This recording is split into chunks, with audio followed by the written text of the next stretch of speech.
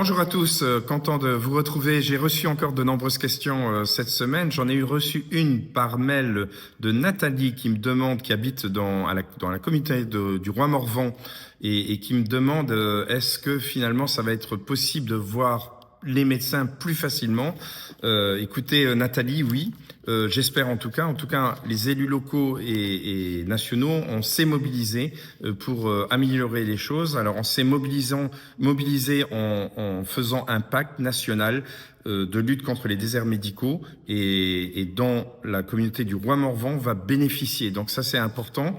Ça va permettre de faire venir des médecins qui sont autour de la communauté du Roi Morvan en leur apportant des avantages et puis surtout soutenir toutes les initiatives locales, que ce soit les communes qui s'organisent ou des initiatives même privées parfois de certains médecins.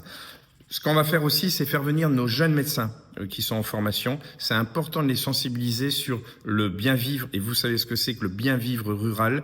Souvent, ils s'attachent à leur territoire. Faut-il qu'ils connaissent ça jeunes. Et donc, pendant leur formation, en fin de formation, ils viendront renforcer aussi les médecins qui sont en place dans nos territoires ruraux et ils pourront ainsi s'attacher à ces territoires et l'accueil se fera, je suis certain, avec beaucoup de générosité.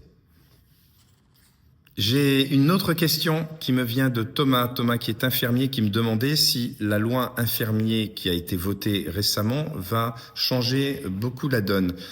Oui, et ça va nous aider à combattre aussi les déserts médicaux parce que les infirmiers sont implantés partout. Ils sont partout dans nos territoires et ils ont des compétences, ils ont des formations qui leur permettra de faire beaucoup plus de choses. Et il fallait un petit peu dérigidifier un petit peu tout ça. Donc les infirmiers pourront, entre autres, poser des diagnostics dans le domaine de la petite enfance, dans le domaine de l'accompagnement scolaire ou de l'accompagnement infantile, tout un des domaines où, en fait, ils vont pouvoir accompagner les patients et rendre beaucoup plus fluides les choses. Donc c'est important pour la profession d'infirmier ou d'infirmière qui va être beaucoup plus reconnue à juste titre.